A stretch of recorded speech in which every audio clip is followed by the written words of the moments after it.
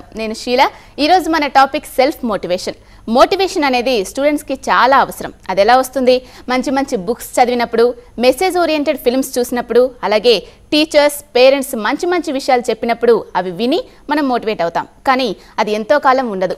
వెంటనే డీమోటివేట్ అయిపోతాం. దీనికి గల కారణాలు ఏంటి? ఈ విషయాలు వివరించడానికి మనతో పాటు ప్రముఖ సైకోథెరపిస్ట్ రామజల దుర్గం గారు ఉన్నారు. నమస్తే సార్. నమస్తే. అలాగే ఈ డిస్కషన్లో పార్టిసిపేట్ చేయడానికి కొంతమంది సిఎంఎస్ కాలేజ్ స్టూడెంట్స్ కూడా ఉన్నారు. Hello friends, hi sir. ముందుగా సెల్ఫ్ మోటివేషన్ అంటే ఏంటి? మోటివేషన్ అంటే మనం మామూలుగా ప్రేరణ అంటుంటాం. ఒక మనిషి ఏ పని చేసినా దాని వెనకల ఆ పనికి ఎందుకు అనే ప్రశ్నకు సమాధానం ఏదైతే దొరుకుతుందో అదే మోటివేషన్. ఓకే. అంటే ఒక మనిషి ఏ పని చేసినా ప్రేరణ లేకుండా చేయడు. దానికి ఒక ప్రయోజనం ఉంటుంది, దానికి ఒక పర్పస్ ఉంటుంది, దానికి అర్థం ఉంటుంది. అంటే బిహేవియరల్ సైన్స్ ప్రకారం ఒక మనిషి ఏదైనా ఒక పని చేశాడంటే రెండే కారణాలు. ఒకటి, to avoid pain or to gain pleasure. బాధ నుంచి తప్పించుకోవడానికి కానీ సంతోషాన్ని పొందడానికి కానీ ఈ రెండు కారణాలతోనే ఏ పనైనా చేస్తారు. ఉదాహరణకి ఇప్పుడు మన స్టూడెంట్స్ వచ్చారు ఇవాళ. ఎందుకు అంత దూరం నుంచి వచ్చారు స్టూడియోకి అంటే దానికి ఒక ప్రేరణ ఉంది, motivation. What is that motivation? వాళ్ళకి టీవీలో కనిపించి మేము కూడా మాకున్న ప్రశ్నలను అడిగి మేము కొన్ని సమాధానాలు తెలుసుకుని మిమ్మల్ని మేము మోటివేట్ చేసుకోవాలి అన్న ప్లెజర్, రైట్? వచ్చిన తర్వాత ఇక్కడ కూర్చొని అందరూ తల దుక్కుని నీట్గా డ్రెస్ వేసుకుని ఇలా కూర్చున్నారు. Just to avoid a pain of looking ugly. So మనం ఏం చేసినా సరే ఈ రెండే కారణాలు ఉంటాయి, to avoid a pain or to gain a pleasure. So ఇది మోటివేషన్. సెల్ఫ్ మోటివేషన్ అంటే ఎవరికైతే అంతర్గత ప్రేరణ ఉంటుందో వాళ్ళని సెల్ఫ్ మోటివేటెడ్ పీపుల్ అంటారు. So that is what is self motivation. అంటే ప్రేరణ ఒక పని చేయాలని చెయ్యటానికి గల కారణం ఇతరులు కాకుండా, బయటి పరిస్థితులు కాకుండా తనే కారణమైనప్పుడు ఆ మోటివేషన్ చాలా కాలం ఉంటుంది. అందుకే సెల్ఫ్ మోటివేషనే చాలామంది కావాలని అనుకుంటారు. మోటివేషన్ రెండు రకాలు ఉంటుంది. Extrinsic motivation, intrinsic motivation. దీన్నే అంతర్గత, బాహ్య అంటారు. అంటే మనకు లోపల కలిగే ప్రేరణ, బయట నుంచి కలిగే ప్రేరణ. లోపల కలిగే ప్రేరణ శాశ్వతంగా ఉంటుంది, బయట నుంచి వచ్చేది అశాశ్వతం. అందుకే మీరు ఇందాక నా స్టూడెంట్స్ చాలామంది పుస్తకాలు చదివినప్పుడు, మెసేజ్ ఓరియంటెడ్ సినిమాలు చూసినప్పుడు చాలా బాగా మోటివేట్ అవుతారు. బికాస్ అది బాహ్య ప్రేరణ, బయట నుంచి వచ్చింది. సో ఆ ప్రేరణ చాలా విపరీతంగా ఉంటుంది. వాళ్ళు ఒక్కోసారి మంచి సినిమా చూసినప్పుడు వాళ్ళే హీరోలాగా ఫీల్ అవుతారు. ఇలాంటి ప్రోగ్రామ్ చూసినప్పుడు మనం ఏదైనా నేర్చుకుని పొద్దునుంచి రేపు పొద్దున ఏదైనా చేయాలి అనే కోరిక కలుగుతుంది. కానీ ఆ కోరిక 2 రోజులు ఉంటుంది, 3వ రోజు తగ్గిపోతుంది. ఎందుకంటే అది బయట నుంచి వచ్చింది కాబట్టి. సో ఎప్పుడైతే అంతర్గత ప్రేరణ, ఇంట్రిన్సిక్ మోటివేషన్, సెల్ఫ్ మోటివేషన్ ఎప్పుడైతే ఉంటుందో ఏ పని చేసినా అతను ఎటువంటి బాహ్య ప్రేరణకు లొంగకుండా, అంటే డీవియేషన్స్ కానీ డిస్ట్రాక్షన్స్ కానీ లొంగకుండా తను అనుకున్నది తను సాధిస్తాడు. స్టూడెంట్స్కి సెల్ఫ్ మోటివేషన్ అనేది అసలు అవసరం అంటారా? అవసరమైతే ఎంతవరకు అవసరం? చాలా అవసరం అండి. ఇప్పుడు మనం పర్సనల్ డెవలప్మెంట్ అని మాట్లాడుతున్నాం. ఈ పర్సనాలిటీ డెవలప్మెంట్ విషయానికి వస్తే అతి ముఖ్యమైన లక్షణం ఒక పర్సనాలిటీకి, ఎవరికైనా ఒక వ్యక్తిత్వానికి అతి ముఖ్యమైన లక్షణం మోటివేషన్. ఎందుకు ఈ మోటివేషన్ అంటే ప్రేరణ లేని వ్యక్తికి అసలు జీవం లేని మనిషితో సమానం. ఉదాహరణ, పాఠం వింటున్న ఒక స్టూడెంట్కి పాఠం వింటుండగా ఒక ఆలోచన వచ్చి, ఒక ప్రశ్న ఉదయించి, ఒక ప్రశ్న అడుగుదామని అనిపించకపోతే క్లాస్లో ఎలా ఉన్నాడో మొదట్లో క్లాస్ అయ్యేంతవరకు అలాగే ఉన్నాడంటే ఏ ప్రేరణ లేని వాడికి వ్యక్తిత్వం డెవలప్ అవ్వదు. అంటే అర్థమై కూడా అడగకపోవచ్చు కదా సార్? బాగా అర్థమైతే కూడా అడగరు కదా క్వశ్చన్స్. అర్థమైతే కూడా అడగరు. సో తెలుసుకోవాలన్న కోరిక లేకుంటే కూడా అడగరు. ఈ రెండో కారణమైనప్పుడు ఏమంటే వాళ్ళకి మోటివేషన్ లేదండి. ఓకే. సో మనం ప్రతిసారి సైలెంట్గా ఉన్న ప్రతిసారి అన్నీ అర్థమైందని అనుకోవడానికి లేదు. సో ఈ ప్రేరణ లేని స్టూడెంట్స్, ఈ మోటివేషన్ లేని స్టూడెంట్ను తమ వ్యక్తిత్వాన్ని అద్భుతంగా తీర్చిదిద్దుకోవడంలో ఫెయిల్ అవుతారు. ప్రేరణ లేని స్టూడెంట్స్ ఎప్పుడు డల్ స్టూడెంట్గా, బ్యాక్ బెంచ్ స్టూడెంట్స్గా నిలబడతారు. ప్రేరణ లేని స్టూడెంట్స్ ఎప్పుడు తమ ఫెయిల్యూర్ని ఎలా ఎదుర్కోవాలో తెలియని కన్ఫ్యూజన్ స్టేట్లో ఉంటారు. అయితే మోటివేషన్ ఉన్నవాళ్ళు ఇనిషియేటివ్ తీసుకొని ముందడుగు వేస్తారు. ఏదైనా ఒక ప్రశ్న అడగాలనుకుంటారు, అడిగిన ప్రశ్నకు సమాధానం చెప్పే ప్రయత్నం చేస్తారు, కొత్త విషయాలు తెలుసుకోవడానికి ప్రయత్నం చేస్తారు, క్రియేటివ్ థింకింగ్కి చాలా వాళ్ళు మొగ్గు చూపుతారు. ఇలాంటివి మోటివేషన్ ఉన్న క్యారెక్టరిస్టిక్ ఒక పర్సనాలిటీకి చాలా ఉపయోగం. ముఖ్యంగా స్టూడెంట్స్కి మోటివేషన్ ఉంటే కొత్త విషయాలు తెలుసుకోవడం చాలా ఫాస్ట్గా జరుగుతుంది. అయితే ఎవరైనా మోటివేట్ చేసినప్పుడు మంచి మంచి విషయాలు చెప్పినప్పుడు అబ్బా మనం కూడా ఇలా చేయాలి అని బాగా మోటివేట్ అవుతాం, ఏదో చేయాలని ఇన్స్పైర్ అవుతాం. తర్వాత ఆ మోటివేషన్ అనేది ఎందుకు ఉండట్లేదు? స్టూడెంట్స్ మోటివేషన్లో 2 రకాలు. ఒకటేంటంటే motivation out of competition, motivation out of competence. అంటే పోటీతత్వానికి మోటివేషన్ అవ్వడం ఒకటి, రెండవది తనకున్న కాంపిటెన్స్, తనకున్న నైపుణ్యంతో మోటివేట్ అవ్వడం రెండోది. పోటీతత్వం అంటే ఏంటంటే people have got different motivation from students. Number 1 achievement motivation, అంటే నేను ఇది సాధించాలి ఎలాగైనా అన్న కోరిక కలగడం. నేను సాధించి ప్రూవ్ చేయాలి అన్నది ఎవరి కోసమో కాదు, నా కోసమే. ఇది నేను ఇష్టపడి చేస్తున్నాను. అందుకే మనం కష్టపడి చదవడం కాదు, ఇష్టపడి చదవడం అంటారు. ఇష్టపడడం అంటే ఏంటంటే మీరు స్వయం ప్రేరణ, మీకు చెయ్యాలని అనిపించి మీరు చేయాలి. మీరు హోంవర్క్ ఎందుకు చేస్తున్నారంటే ఇందాక నేను అన్నాను, to avoid pain or to have a pleasure. ఎందుకు చేస్తున్నానంటే టీచర్ కొడుతుంది కాబట్టి. నేను ఇప్పుడు ఈ ప్రాజెక్ట్ ఎందుకు కంప్లీట్ చేస్తున్నానంటే మిగతా వాళ్ళందరూ చేసి ఉంటారు, నేను చేయకపోతే బాగుండదు కాబట్టి. ఇదంతా తన కోసం చేయడం కాదు, నేను చెయ్యాలి కాబట్టి కాదు, మిగతా వాళ్ళు ఏమనుకుంటారో ఆ పనిష్మెంట్ నుంచి తప్పించుకోవడానికి. ఇలాంటి కారణాల వల్ల మోటివేట్ అయినప్పుడు ఆ మోటివేషన్ శాశ్వతంగా ఉండదు. అందుకే మొదటి మోటివేషన్ నేను ఇందాక చెప్పినట్టు అచీవ్మెంట్ మోటివేషన్. అచీవ్మెంట్ మోటివేషన్ అంటే సాధించాలన్న కోరిక, తపన, తపస్సు ఉన్న స్టూడెంట్స్ సాధించేటప్పుడు దాన్ని అచీవ్మెంట్ మోటివేషన్ అంటారు. The second motivation is a motivation for society. మా బంధువుల్లో అందరూ డాక్టర్లే, వీళ్ళందరూ అమెరికాకి వెళ్ళారు, వీళ్ళందరూ బాగా సంపాదించారు కాబట్టి నేను కూడా చదవాలి, నేను ఎలాగైనా సరే అక్కడ సీట్లు సంపాదించాలి. వీళ్ళందరూ ఈ కాలేజీలో చదువుతుంటే నేను ఆ కాలేజీలో చదివితే అవమానం కాబట్టి నేను ఈ కాలే అంటే సొసైటీ ఉన్న పరిస్థితులు మోటివేట్ చేస్తాయి వీళ్ళని. అంటే ఆ కండిషన్స్ చూసి వీళ్ళు మోటివేట్ అవుతారు. ఒరిజినల్గా వీళ్ళకి ఆ కోరిక ఉండదు. అందరి ముందు అవమానం కాబట్టి నేను ఈ పని చేయాలి. ఇది society motivation for society. And third is the motivation for a promised incentives. అంటే నాకు ఈ ప్రయోజనం గ్యారంటీగా వస్తుంది అనుకున్నప్పుడు మాత్రమే చేసే పని. నువ్వు స్కూల్కి వెళ్తే నేను చాక్లెట్ ఇస్తా. సో నేను స్కూల్కి ఎందుకు వెళ్తున్నా? చాక్లెట్ కోసం, స్కూల్కి వెళ్ళడం కోసంగా. స్కూల్కి వెళ్ళాలన్న కోరిక నాది కాదు, అమ్మది. సో నేను ఎందుకు వెళ్తున్నా? మరి చాక్లెట్ వస్తుంది కాబట్టి. ఇదే మోటివేషన్ చాలామంది ఇండస్ట్రీస్లో, ఫ్యాక్టరీస్లో లేదా ఆఫీసుల్లో ప్రవేశపెడతారు. ఎందుకంటే ఎక్కువ పని గంటలు పని చేస్తే మీకు ఎక్కువ ఎక్స్ట్రా ఇన్సెంటివ్ వస్తుంది. So that is also a motivation for promised incentive. మీరు ఈ టార్గెట్ ఇంత రీచ్ అవుతే మీకు ఎక్స్ట్రా ఇన్కమ్ ఉంటుంది, ప్రామిస్డ్ ఇన్సెంటివ్. ఇట్లాంటివి ఏమైనా ఖచ్చితంగా నాకు ఇది వస్తుంది అని అనుకున్నప్పుడు చేసే పని. వీళ్ళకి అది రాకపోతే చేయరు. ఒకవేళ రావటంలో ఏమాత్రం తగ్గినా సరే దీని ఎక్స్పెక్టెన్స్ థియరీ అంటారు. అంటే నేను ఎంత రిటర్న్స్ ఎక్స్పెక్ట్ చేశానో అంతే రాకపోతే నాకు ఉండాల్సినంత మోటివేషన్ ఉండదు. The third is that motivation out of fear. భయం వల్ల మోటివేషన్. పనిష్మెంట్ నుంచి భయం, ఉద్యోగం పోతుందని భయం, ఏమో నేను ఇప్పుడు చేస్తున్న జాబు పోగొట్టుకుంటానేమో, నేను ఇంకోటి ప్రయత్నిస్తే అని భయం, నేను ఇంకో ఎగ్జామ్ రాస్తే అక్కడ ఫెయిల్ అవుతే అని భయం.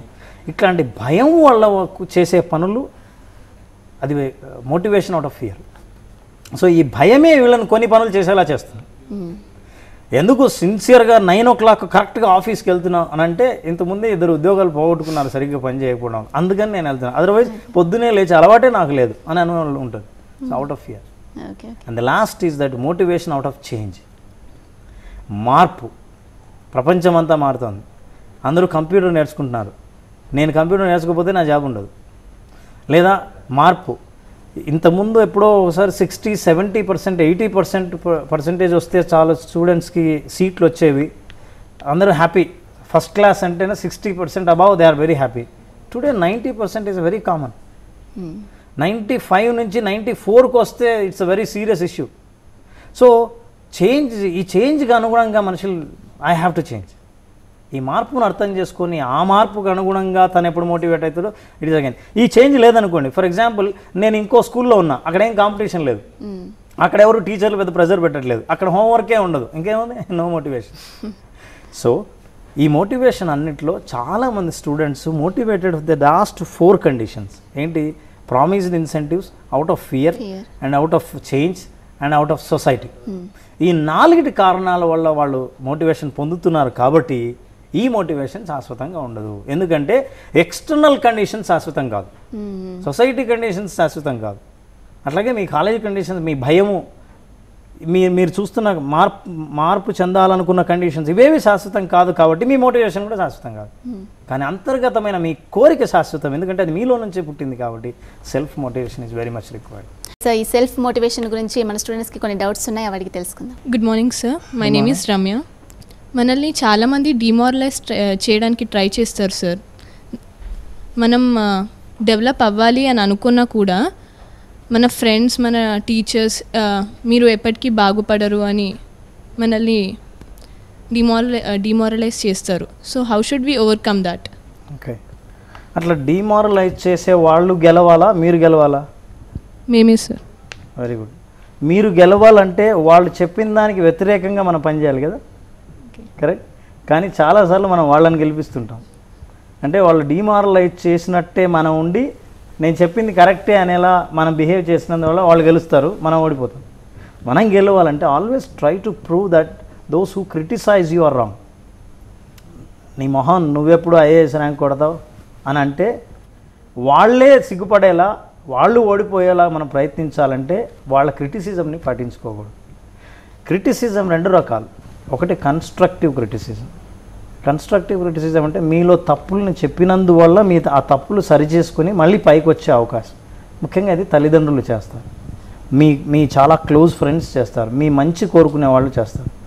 రెండోది ఫైండింగ్ ఫాల్ట్ క్రిటిసిజం. అంటే వాళ్ళకి వేరే ఏ పని లేదు, మీలో ఉన్న లోపాలను ఎత్తి చూపడం, మిమ్మల్ని డిస్కరేజ్ చేయడమే. This is discouraging criticism, negative criticism. ఈ క్రిటిసిజంకు చాలాసార్లు మనం బలైపోతుంటాం. అంటే వాళ్ళకు డౌటు, కొంపతీసి మీరు కొడతారో ఏమో ర్యాంక్ అనే డౌటు. అయితే మీరు కొడతారేమో అని అంటే కొట్టేస్తే, అందుకని నీ మొహం ఎక్కడ కొడతావు అని అంటారు. అనేస్తే వాళ్ళని మనం నిజం చేయడానికి మనం బాధపడతాం కదా, బాధపడితే వాళ్ళు గెలుస్తారు. So one thing always remember, when somebody criticise you, you always have to remember that I must to prove that you're wrong. మీరు తప్పు అని ప్రూవ్ చేయడానికి నేను ప్రయత్నం చేస్తాను.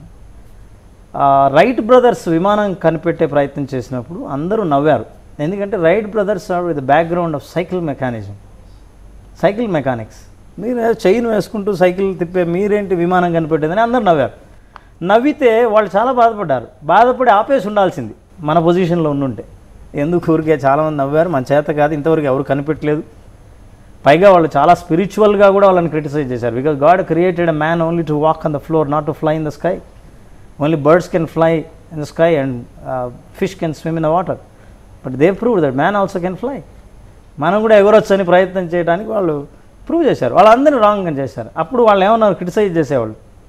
మొదట్లో ఎగిరి మొట్టమొదటి ప్రయత్నం చేసినప్పుడు ఆ విమానం ఎట్లా కూలిపోయింది. 10 seconds ఎయిర్లో ఉండింది, పడిపోతూనే ఇట్లా ఉండి నేను చెప్పాను అసలు టైం వేస్ట్ చేసావు, నాకు తెలుసు ఇది అసలు మా టైం వేస్ట్, నీ టైం వేస్ట్ అని, నువ్వు చేయలేవని కూడా మాకు తెలుసు అని. రెండోసారి మళ్ళీ పిలిచారు వీళ్ళ తప్పులన్నింటినీ కనిపెట్టారు. ఎందుకంటే first flight was made of would. తర్వాత కనిపెట్టారు, అరే వుడ్ ఎగరదు, మనం మెటల్ మార్చాలి, ఇందులో ఇంకా కొంచెం మెకానిజమ్స్ మార్చాలి. They have come with new ideas and then flew. చాలాసేపు గాల్లో ఉన్నారు. గాల్లో ఉండగానే అందరూ మాకు తెలుసు ఇట్లా అన్నా, అరే నేను అనుకున్నా ఏదో ఒక రోజు ఇతను సాధిస్తాడని. See, they can change the dialogue. Society can have their own opinions, but always try to prove them that they are wrong. Good morning sir, I'm from CMS junior college, Sandeep. Hi Sandeep. మీరు ఇంతకుముందు చెప్పారు sir, society కోసం చదివితే మనకు శాశ్వతంగా self motivation ఉండదని చెప్పారు. కానీ మనం ఉన్నంతకాలం సొసైటీ ఉంటుంది కదా సార్, ఖచ్చితంగా సొసైటీ కోసం మనం సాధించాలి, సొసైటీలో మంచి పేరుండాలి అని అనుకుంటే సాధించలేమా? అది ఎందుకంటారు? సొసైటీలో మంచి పేరు ఉండాలి అన్నది సెల్ఫ్ టాక్. సొసైటీ కోసం అంటే సొసైటీకి మేలు చేయాలని కాదు, సొసైటీలో ఈ పొజిషన్ అందరూ ఉన్నారు కాబట్టి నేను ఉండాలి. ఇది ఇస్ ఎ కాంపిటీషన్కి కాంపిటెన్స్కి తేడా అక్కడే. ఈ సొసైటీలో నీకు కాంపిటీషన్ ఉంది, నాట్ కాంపిటెన్స్. కాంపిటెన్స్ ఉన్న వాళ్ళు అంటే ప్రత్యేకత చూపిస్తారు. కాంపిటీషన్ ఉన్నవాళ్ళు సొసైటీలో ఇంకోరి పొజిషన్ చూసి అలాంటి పొజిషన్కి రావాలని. సొసైటీ డిమాండ్ని బట్టి వాళ్ళు మారుతారు. డిమాండ్ లేదనుకోండి, ఫర్ ఎగ్జాంపుల్ మీకు ఒక స్ట్రిక్ట్ టీచర్ ఉన్నాడు, కరెక్ట్గా ఇంత టైంకి రాకపోతే నేను బయట నిలబెట్టేస్తా అన్నాడు, టైంకి వచ్చేస్తారు. ఇంకో టీచర్ ఉన్నాడు ఏమీ అన్నాడు, ఆ రోజు అరగంట లేట్ వస్తారు. అంటే మీ బిహేవియర్లో మార్పుకు కారణం ఏంటంటే సొసైటీ కండిషన్స్. అయితే ఈ కండిషన్స్ ఏవి పర్మనెంట్ కాదు. Conditions I'm telling, society is permanent but not conditions.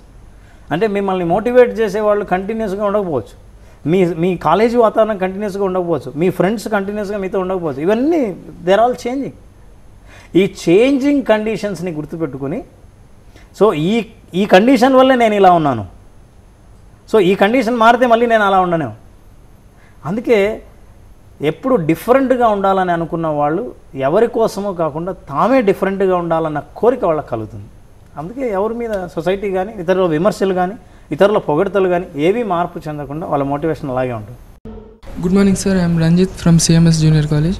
Present సొసైటీలో అన్ని కాలేజెస్లో ఓన్లీ సిలబస్ అంటే ఓన్లీ సిలబస్ అకాడమీకి అందరికీ స్టూడెంట్స్కి చెప్తున్నారు, కానీ ఇట్లాంటి మోటివేటివ్ క్లాసెస్ ఇలాంటివి ఏమీ చెప్పట్లేదు.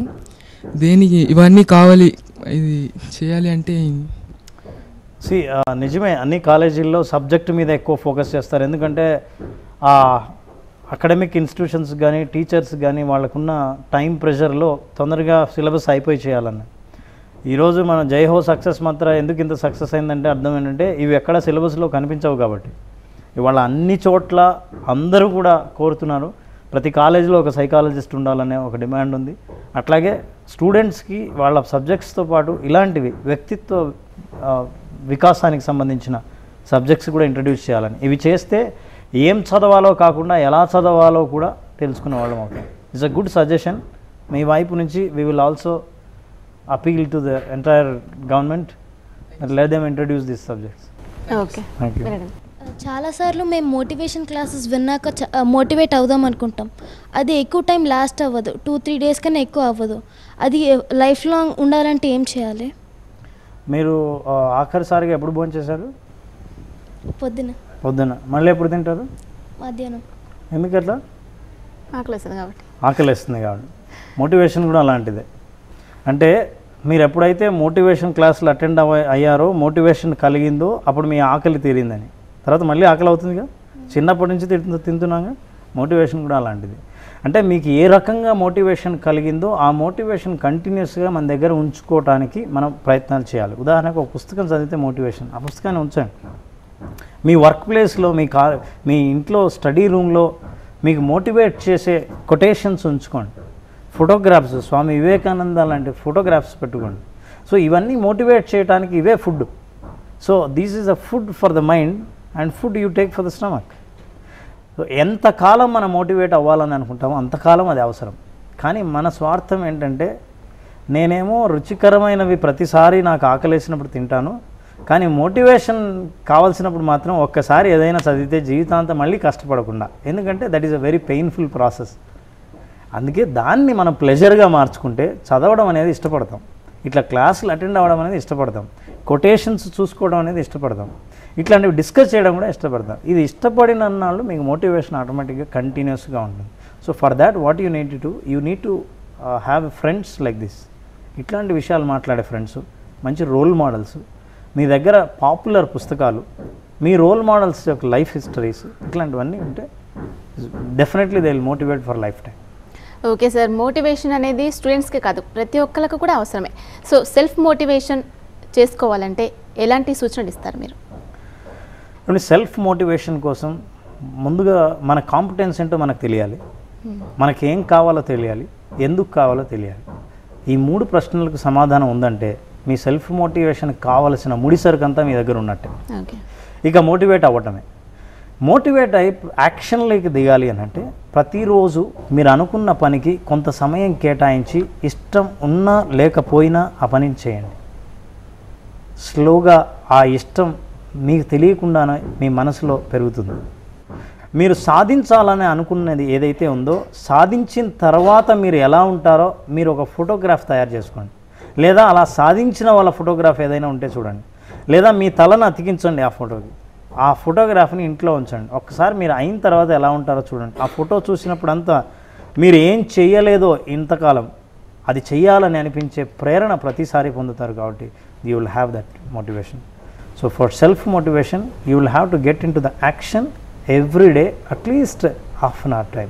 Okay, thank you very much sir. Self motivation గురించి స్టూడెంట్స్కి ఎంత అవసరమో మాకు తెలియజేసినందుకు థ్యాంక్ యూ వెరీ మచ్. అలాగే thank you very much friends డిస్కషన్లో పార్టిసిపేట్ చేసినందుకు. సో ఫ్రెండ్స్, సెల్ఫ్ మోటివేషన్ అనేది ఎంత అవసరమో సార్ చెప్పిన విషయాన్ని బట్టి మనకు తెలిసిందే. సో మనల్ని మనం మోటివేషన్ చేసుకోవాలంటే ఎవరి ఫొటోస్ అయితే మనల్ని ఇన్స్పైర్ చేస్తావో అవి ఎక్కువగా చూస్తూ ఉండడం, వాళ్ళ కొటేషన్స్ చదువుతూ ఉండడం, మనల్ని మనం సెల్ఫ్ టాక్ చేయాలి. ఇవన్నీ చేయడం వల్ల మోటివేషన్ అనేది ఆటోమేటిక్గా ఇంప్రూవ్ అవుతుంది. అలాగే పేరెంట్స్ విషయానికి వస్తే పేరెంట్స్ పిల్లలకి ఛాలెంజ్డ్ సిచ్యువేషన్స్ క్రియేట్ చేయాలి. ఈ విధంగా కూడా వాళ్ళు మోటివేట్ అవుతారు, సక్సెస్ సాధిస్తారు. ఇది ఇవాల్టి కపిల్ చిట్స్ జై హో సక్సెస్ మంత్ర. నమస్తే.